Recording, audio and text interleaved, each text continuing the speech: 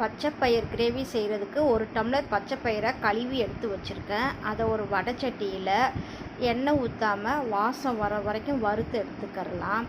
ஒரு குக்கரை அடுப்பில் வச்சு எண்ணெய், கடுகு, ஜீரகம், 2 வரமிளகாய் கிள்ளி வச்சுருக்கேன், அதை சேர்த்துக்கிறோன்னு. கருவேப்பிலை, ஒரு பெரிய வெங்காயத்தை கட் பண்ணி வச்சுருக்கேன், அதையும் சேர்த்து வதக்கலாம். சின்ன சைஸ் தக்காளி 2 எடுத்து கட் பண்ணி வச்சுருக்கேன், அதை சேர்த்து வதக்கிக்கிறோன்னு. உப்பு சேர்த்துக்கலாம். ஒரு மிக்ஸி ஜாரில் தேங்காய், மஞ்சள், இஞ்சி, பூண்டு, பட்டை, கிராம்பு, சோம்பு, ஒரு வரமிளகாய் சேர்த்து தண்ணி ஊற்றி நைஸாக அரைச்சிட்டு வந்துடலாம். குக்கரில் வறுத்த பயிரை சேர்த்து அரைச்ச மசாலாவையும் சேர்த்து 1 நிமிஷம் வதக்கி எடுத்துக்கலாம். கிரேவிக்கு தேவையான தண்ணி சேர்த்து கொஞ்சமாக கறி மசாலா தூள் சேர்த்து நல்லா கலக்கி எடுத்துக்கலாம். ஒரு கொதி வந்தோடனே குக்கரை மீடியம் ஃப்ளேமில் வச்சு 5 விசில் வச்சுக்கலாம்.